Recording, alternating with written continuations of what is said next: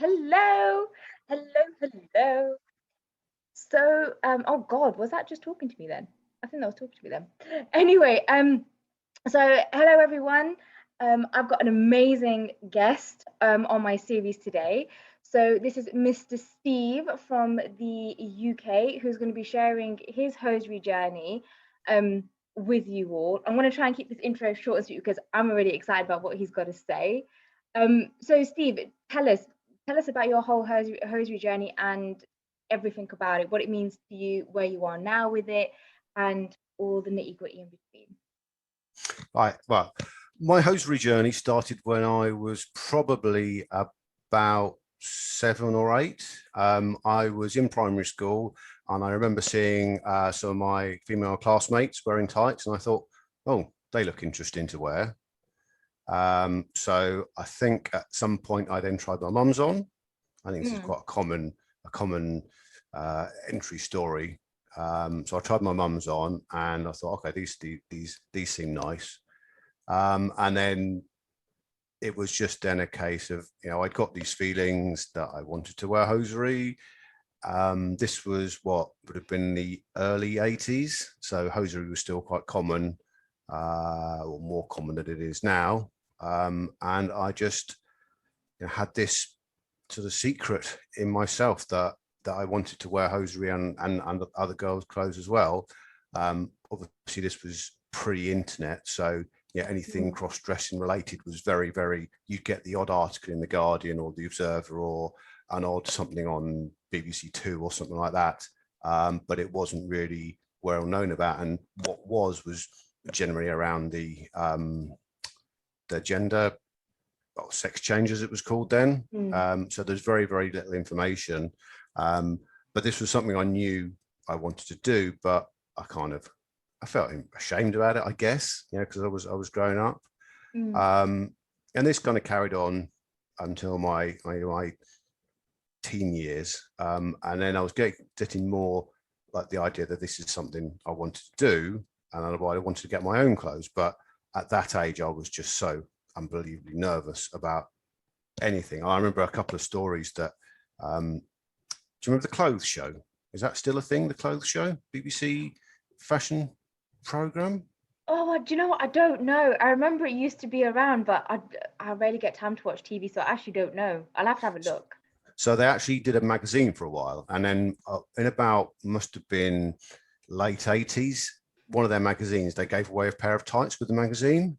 Oh, And wow. I was like, oh, well, this means I can go and get my own pair of tights. But I was so unbelievably nervous going into the shop. So I kind of went into a newsagent's a little bit away from where I lived, and then just like went to buy the magazine. But a woman was also buying the same magazine, and it just freaked me out. And I just like left the shop. Yeah. I was just so like nervous, but it's something I wanted to do, but I was so nervous. And then what started me to buy my own clothes when I moved away to university. So I moved away to Liverpool University when I was 19, when I had my own money. So I would then go to the department stores, and one thing I miss these days is a good hosiery department, because it used to be properly big hosiery department with lots of different styles and the legs with the tights on. You don't really see that much these days. Anyway, so I think I'd been there a couple of months, and I was just, I just thought I have to buy some of my own. And I went on, and must have been so unbelievably nervous, and almost sort of shrinking into myself as I was going and buying the tights, but I did. And the high I got from that was just incredible. So I bought these tights and I started wearing them. This was just, I think, when I was in student lodgings at the time. So I had a room in a house, and I would just shut the door and just wear my tights. And I then, because I had a bit of money, I started buying odd bits of clothes. Bodysuits were very much a thing back then. I started buying them, which I still enjoy wearing bodysuits to this day. And then this kind of carried on, and I got more confident about buying tights. Do you remember Sock Shop? Yes. I always used to love like going to the airport. So if I was dropping my parents off or picking people or dropping people off at the airport, it was always like excitement because I could go to sock shop, and they used to have some really nice sheer tights. Just they felt really nice, and sock shop, they didn't have one really near to where I live, so it was always a nice time to go to an airport and just browse in the shop and buy something. And also I used to go to meetings up in London, and there was sock shop at Waterloo and various places in London, and I would quite often go to a meeting and then quickly pop into sock shop to buy a pair of tights or two, just as like a little treat for myself. So another pivotal moment, I guess, was when I bought my own place. So in my mid-20s, I moved out and bought my own place. So that gave me the freedom to, literally do what I want. And that was a case of, do I want to do this full time? Do I want to look into transitioning? That never, I thought about it, but that never didn't go any further than that. But I did want to keep dressing. And at that point, I got the internet, and I started investigating the internet and investigating cross-dressing, and how still, again, hosiery was a big part of it. Various internet sites devoted to tights and hosiery. And then I found out that actually what I do in terms of cross-dressing was actually fairly mild compared to some of the things that are out there on the internet, even 20 odd years ago. And that started to give me more confidence about what I was doing was actually, I say, relatively normal. And I started buying more clothes. And I remember once driving home I've been to Tesco's to do my weekly shop, driving home from Tesco's thinking, would it be really too bad if I actually told people? And then I told somebody, and they were like a bit shocked, as you can imagine, because, I'm a pretty normal, pretty average guy, really. And people were a bit surprised, but they were positive. So I told another person, another person, another person, another person. And it was just a really positive experience. And some people, particularly my male friends, didn't really know what to say. But some of my female friends were really interested. And okay, so what do you like to wear? And when I say tights, some of them were like, oh yeah, well if you buy M&S tights, they're really nice and they feel really nice and they've got a nice sheen to them. And others were a bit more, oh, I don't like wearing tights, but that's just how it is. And actually, the first time I dressed in front of people was the millennium, so 2000. So I had a friend of mine who had a house down in Portsmouth, a big house down in Portsmouth. Yeah. And we all went down there for millennium. And I think one of my friends said, "Oh, Steve, why don't you wear some female clothes?" So I did, and obviously including tights. Yeah. And yeah, it was. I don't know. I might have had a few drinks. It was quite a few years ago, but I think it was I think some of my friends found it a bit weird, but others were like, "You're just Steve." So yeah. So from then I started getting more confident. I started going to some various cross-dressing groups, and then I felt able to compliment my female friends on their clothes more. So when they would wear nice outfits or whatever, I'd say, oh, like this, like that, whatever. So yeah, then that was me gaining enthusiasm, confidence in what I do. And then I guess when it started getting more serious was, I guess, around sort of 2008, 9, 10, when I discovered shapewear. Oh yeah. And it also coincided with me doing a bit more exercise and having my body was a bit more balanced. Whereas when I was younger, I tended to carry more weight around my stomach, so I kind of felt that I didn't look very good. And then when I went to the gym a bit and worked out, it rebalanced my body. And then when I discovered shapewear, it was like, wow, this really makes an appreciable difference. I remember buying some things from Primark and putting them on and go, oh, this actually makes a really big difference. And it really makes me look more female. And I discover sort of things in quite unusual places. Like I remember buying a pair of tights from Tesco, and they were just like Tesco tights, but they just fitted so nicely. And they were body shaper ones, and they just fitted so nicely, and they had such a really nice feel to them and look at them, and you know, I bought quite a few pairs of those, but unfortunately they stopped selling them, which is always a bit disappointing when Yeah, that happened. I was gonna say because I don't think I've seen them recently. I remember seeing them ages ago, and I'm like, oh, okay, this could be something interesting. I never managed to get a pair, but yeah, I I don't think think I've that, seen them for a I think it was while. about I think it was about 10 years ago they did them. I Mm, think something like that. And I would be continuing sort of going out to a few places, like sort of cross-dressing places, but I kind of never really got on with the people. I think they were a little bit older than me. They were probably 10 to 15 years older than me. okay. And yeah, whilst it was a good experience, you know, to do it a few times, I kind of never really got on with the people. Yeah. Um, I remember once I borrowed my brother's Porsche and I drove down to one of these events in like 4-inch heels, Nice. driving a Porsche, which Oh, seemed I like a love good it. idea at the time. I didn't crash it or anything, so but after, so as I was about halfway, I thought, actually, is this a good idea? But I made it there and back, so it's all right. Well, that's the main thing. And the fact that you did it in heels is Yeah. very, very impressive. And then, yeah, say around about 2000 and yeah, say about 2000, 2010, yeah, I sort of, I guess, developed my own style, Mm, and you know, I started understanding how to dress for my body, and the shape there made a lot of difference. And I did photographs of myself because that's what every cross dresser does. And from ones where, you know, I was always like finding things I didn't like in the pictures, I was starting to get pictures of like, this looks really good.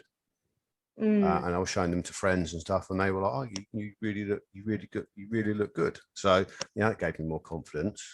Um, and then I kind of did it off and on. I then met somebody who's now my wife, um, and then again I was doing more pictures. And my wife knew. I told her within about the first couple of months of us going out, and it's always been just that's me, and there's never been any issues with it at all. So, which I count myself very lucky. So I was dressing up a bit more, and you know, really, you know, finding clothes that really fitted me and I looked really good in. And then about 3.5 years ago, they had a fancy dress thing for Halloween at work.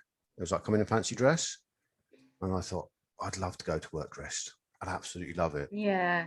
Um, and I thought, this is my opportunity. So I kind of emailed the person who was organising the fancy dress and said, well, I'd like to come in a fancy dress, but it's not really Halloween fancy dress. And I kind of explained that I was cross-dressing, this is what I like to do. And she said, yeah, that's fine. So I then put on, yeah, it was just pretty much officer tie, so like a grey skirt, Wolford tights. I treated myself to a pair of Wolford tights on my Nice. day that I went into the office dressed, Yeah. and just like a black t-shirt and then a red top over the top of it. And I was so unbelievably nervous, even though, you know, quite a few of the people I work with knew about it, knew that I liked to cross Mm, dress, and I think some of them had actually seen me dressed. You know, it was still going into work, and you know, where I work, I've worked there for quite a long time. You know, I've got a good relationship with loads of the people there, mm. so I was quite nervous. But when I got in, and people were like, they could obviously see that, you know, this wasn't just something I'd flung on in 5 minutes. It's Yeah. something that I knew how to dress up. And I can't tell you how good I felt just sitting at my desk doing my job, just doing my usual Mm, day job, whilst, you know, presenting as female. And then I decided to go down, and so where I work in a town centre, and normally at lunchtime I go down and, you know, do a bit of shopping or whatever. And I decided to do that as well. So I went down into Sainsbury's to get them strawberries and stuff. And that was so nerve-wracking, partly because my heels were slightly too big, so they kept coming out of my feet. oh, that's Um, the worst. and I was like, yeah, when I was walking, I was okay. But then when like the heels started coming out, it was like, and I started panicking and freaking Mm, out. And I thought everybody was looking at me, but obviously they weren't. So I went and did my shopping and came back. And then I got back in the office and was like, I did it. And it was yeah. just, and then I had a word with my boss. I say he's my boss, he's actually a friend, really. There's Mm, the the four of us who work in a team, we work are really close, and we just, two of the guys in my team that I work with came to my wedding, and we had nights out and everything. So I said to him, look, I've done this. I absolutely loved it. I absolutely loved it. I want to do it again. Can you have a word with HR? So he went to go and have a word with HR, and they said, yeah, that's fine. Do you want to be called by another name? I was like, no, I'm just quite happy. And they just said, basically, if you get any abuse from anybody, let HR know. Yeah. But the company I work for is very good. There's somebody who's she's quite a well-known figure in the company. She's trans, so it is a good company for like diversity, Yeah. etc. So then I started going to work dressed. That's so And amazing. each day, each time I went, we slightly less nervous, slightly less nerve-wracking. And then I started just refining my style, and then by doing it every day, I was getting a better idea of what looks good and what necessarily doesn't. I then went for a makeup lesson because I was starting to wear makeup regularly. So I went for a makeup lesson. It was really good. And all the times that I've been in the office dressed, people have always commented on my makeup. Said, oh, your makeup's really good, Steve. How long did it take you to do your makeup? Oh yeah, 20 minutes or whatever. And because I've got quite, you can't really see, but I've got quite dark facial hair, so I have to go with a color corrector, etc. Yeah. So it does take me a little while longer to do my makeup. But people always, everybody was just so positive about it. It was like, you look, people saying I look good, and it's commenting on my outfits and my shoes, and like, oh, how, the amount of comments I get on my legs. It's like every time I go in the office in a skirt, I say, oh, your legs are fantastic. But I do a lot of cycling, so these legs were built on a Thursday night in November, cycling home in the drizzle. Wow, I can just imagine how great your legs look. The fact that you cycle a lot, it says it all. Yeah. So and I can wear like 4.5 inch heels pretty much all day. I drive to work in them. Don't cycle to work in them, obviously. And then it was just, and I remember I was just working away, and somebody sticks their head around the door, somebody who I know, and they said, oh, is Steve here today? And I was like, oh no, I'm Steve. And they just completely didn't twig it was me. No way. Oh wow. And what was their reaction? Like, not their reaction, but like after you'd obviously said, "Oh well, yeah, I'm Steve. Obviously, I'm Steve." Like, were they like negative? Were they like It was just, complimentary? Were they just I think what he to say? complimented me, said, yeah, you look good. And then just asked me whatever he wanted to ask me work-wise. Oh wow.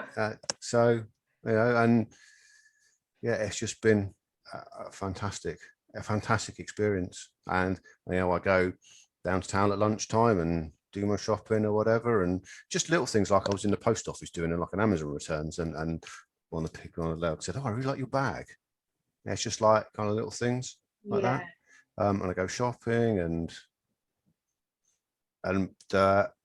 one of my colleagues, so we were recruiting for somebody, and then basically my bosses, once we'd interviewed them, said, sort of says that basically just sussing them out to check that it'd be okay. Got this lady who's from Colombia, and she works in our team now, and she's the one who coined fabulous. Yeah. And when she heard that they're fine with me coming to work dressed, she was like, this is the kind of company I want to work for. That they've got so much confidence in their staff that sounds like a good company. So, and then she's I guess probably one of my biggest fans, I suppose you should call me. I was a little while ago, last summer or last autumn, we were both in the office the same day, and then she just called me at lunch and said, oh, I was in TK Maxx. I saw this dress that would be absolutely perfect for you. So then I came into TK Maxx, and she said, oh, try this. And I bought it, and it fitted perfectly. That's So she's kind of really like on my side, and and then I went and got a new wig. So I think one of the picture of the short wig, that's my new wig. Oh, okay. So, and she came down to the wig shop with me and sort of helped me make the decision on the wig. So then I was doing this, it was up to like once a week, sometimes even twice a week.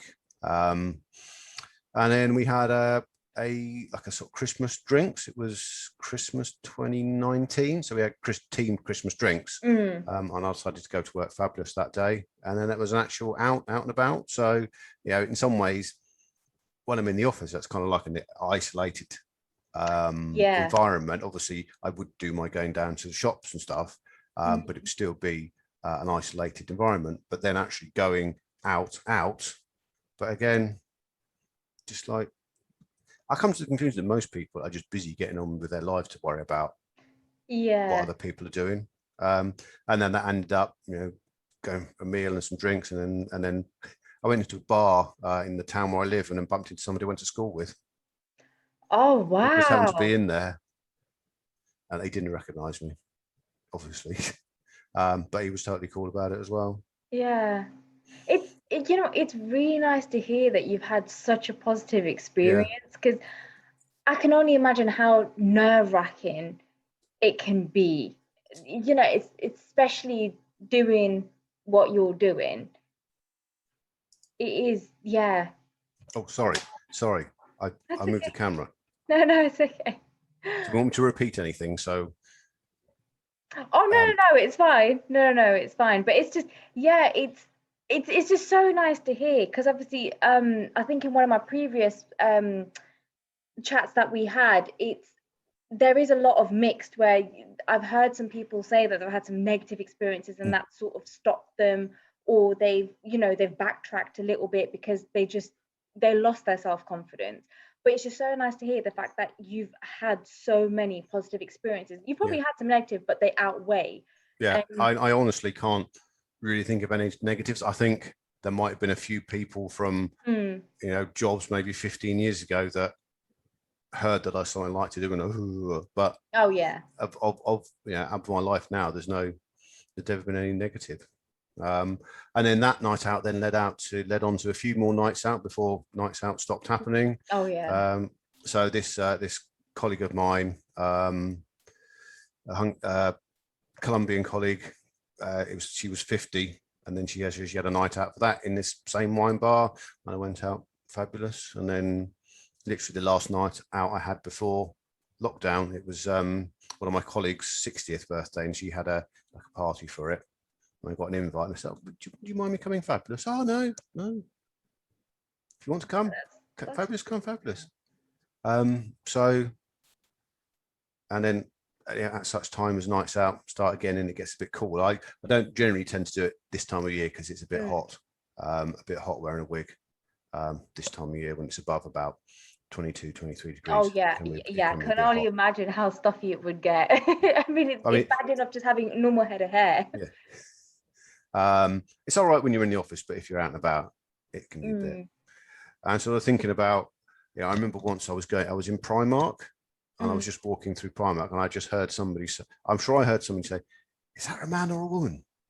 And I was like, depending upon whether you're a positive or negative person, if you're a positive person, like, well, obviously I must be doing it pretty well if people are questioning. They're having to question. Yeah. Or if you're too pessimistic, you might go, have I not made enough effort? But I'm an optimist, so I was like, but I think that's the only thing I've heard people saying, I think, from memory. So it's just been an immensely positive experience. That is actually awesome. But I do have a question. So relating back to what you've just mentioned saying, if somebody questioned, is that a man or a woman? What would you like? Would you ever correct someone saying that? Because obviously I've, like, back in the day where I was very young and naive, and I'm talking many years ago, when because it wasn't the norm back then, because of the way society portrays everything. Man and woman is norm, anything in between is just a bit, what, like, you put a question mark to it. So I remember I would be like, are you a man or a woman? And I wouldn't mean it in any disrespect, but it's just, I, like, personally back then, I didn't know how to address that person, because I didn't know whether they still wanted to be, for instance, still wanted to be called Steve, or have they changed their name to Angela, kind of thing. So it's just, and I'm sure obviously because I've got a load of different people watching this, not people who are on journeys and people who just want to see someone else's view. And I think that's just a question I wanted to ask was what would you ever respond to that? And then also how would you identify when you are cross-dressing as well? To be honest, I just identify as me. I'm Mm. Steve. I just don't particularly think about gender. I'm Steve. I present. I present as female sometimes. Mm. I don't know. I'm not sure what comeback I would have to a question like that. I'd like to think I'd have some kind of witty and humorous comeback to them, Yeah. but depends if I thought the right thing at the right time or not. But No, fair enough. It's just something I wanted to ask because even to this day, I get asked about like in terms of when I'm speaking to people, who are cross-dressing, who are transgender, and they're like, "But what would you say? Like, how would you identify them?" And I'm like, "Look, I always see it as you're a person. I don't see it yeah, as you're a certain type of gender. I see it, yeah, look, you're a person at the end of the yeah, day, and this is what your name is, da da da." And they're like, "Yeah, but." I don't know. And it's like, do you know what? The best thing you can do is speak to that person and yeah, actually ask them. Because obviously I know everybody is different. Because I have spoken to some people where they identify as female and they have a female name when they are cross-dressing. yeah. And when it's just, for instance, their male body form, it's yes, I'm so and so and I'm a male kind of thing. So I know there's loads of different um parts to it, and I suppose that's how some people can also get confused. Not that I'm trying to, how can I put it, just trying to see all sides of things. I can Yeah. understand why some people would be quite confused because it'd be like, well, there's so many different kind of titles. I don't know if they're identifying as male, female, however, so I don't know. So I can understand that aspect. But yeah, I always just sort of find it's nice to actually just to, if you know of a person or you see them regularly, just go up and speak to them and actually go and ask them and have a conversation Yeah. because it's just so enlightening. Yeah, as you can probably tell, I love talking about my cross-dressing journey. It's led me to a fantastic place, and it's given me, a lot of confidence. And a number of people in the office have actually said I'm more confident when I'm dressed Yeah, female, that's which really I nice. know I never really thought about that, but maybe in some ways I am. I don't know, but I think probably the reason it's been so positive is I'm, confident in my look and confident in my Mm, style, and I dress sort of appropriate to my age, and I kind of blend in. And I remember I was going shopping in Dorothy Perkins. I miss Dorothy Perkins. I was I know, same disappointed. here. uh, I was I felt anonymous, but in a good way. Mm, That I yeah. just felt like I could go in there and I could browse what I want, I could pay for it, and then nobody would bat an eyelid. Mm, And yeah, it was just one of many really just yeah life affirming things that happened. mm. No, definitely. And I suppose with your confidence, that's obviously been built up for years as well, Yeah, hasn't it? yeah. It's not something I suppose you can be like, I'm gonna wake up today and cross dress and go out. Do you know what I mean? I mean, I suppose there's gonna be a lot more to it than that. And Am I right in saying that? I think certainly, yeah. It's over time it's built up my confidence, and being able to develop a look and work out my style, and but I think definitely being at work cross dress, because work is something, I put a lot into my work. I'm well regarded where I work. I've got a lot of good friends at work, Mm, and to have bring this part of my personal life into my professional life, I think that's also given me, and just being around people, and then hearing the compliments about my heels, my tights, my dress, mm. my skirt, my makeup, my nails, whatever. That I think that definitely, confidence breeds confidence, as the saying goes. Yeah. Yeah, no, yeah, that is very true. And I suppose it's you've got to find that starting point as well, Yeah, because I've always heard the saying, yeah, but when the time's right, and it's like, actually, but when is the time going to be yeah, right until you yeah, make that step as well? So yeah, yeah, I've had so many conversations recently. I've had so many different types of people just on different bits of their journey. And it is very much, and it all literally comes down to your confidence. Yeah. I always find it is, how confident are you to go out and make that first move and just embrace yourself to the public, to the world, be like, Yeah. this is what I'm happy doing. Yeah. I mean, certainly, one of the questions you said, is it acceptable? Will it be acceptable for men to wear hosiery? Now, obviously, I come from more of a cross-dressing perspective, and I honestly think, obviously, depending on where you live, if you do it properly, I think most people don't have a problem as a man presenting as female. And yeah, if you do it, as I say, properly, most people probably won't even notice. Yeah, that's very true as well. So it's not like, it's not like, the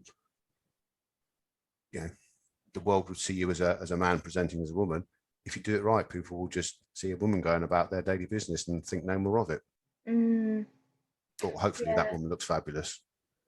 Yeah. Because it's there are many ways that men can dress, whether, because I know, once again, I know so many who would wear it with shorts if they're comfortable, obviously with skirts. I know many men who would obviously wear it underneath their suits. They would wear it underneath jeans, because they're more comfortable doing it like that. And it is one of, it's very, what, I find it so exciting. I always find it so intriguing how men dress it, because it is, not only can you see how confident they are, but it's also their perspective on things. Because I've known many men, like, I don't know, straight men, and they're fully straight, and they wear hosiery because if they're on their feet all day, so they mainly wear more compression, just compared to normal fashion. But they're like, yeah, but by no means does it mean that I'm a female or identifying as a female. It's just because, one, it's practical, it works for me, it does what I need it to do, and and I'm just happy as is, kind of thing. And then you've got some where they do want to slowly identify, as a male, but also, I want to identify as female at some points, and they have that. So it's just, every journey is so different. Every journey is so enlightening. It really is, and I'm learning so much more about it on a daily basis. That's good. Amazing. It is actually amazing. How are we doing on time? Are you up to your limit? We're okay. We've probably got a couple more minutes left. So on that note, I'm actually glad you said it, because I'm so engrossed in this conversation. I'm so engrossed. I just wanted to ask you a final question. So, do obviously, because we're going to have a fair amount of viewers watching this today, if you could leave a message or say something, or even advice, what would it be? I think, if I could talk to myself in the closet, as it were, I think it would be, give yourself permission to experiment with your look and your gender identity. Don't feel guilty about it. It's something that lots of people do. Lots of people challenge, society's view of their gender, and just try it. And if I could talk to myself, who was more confident about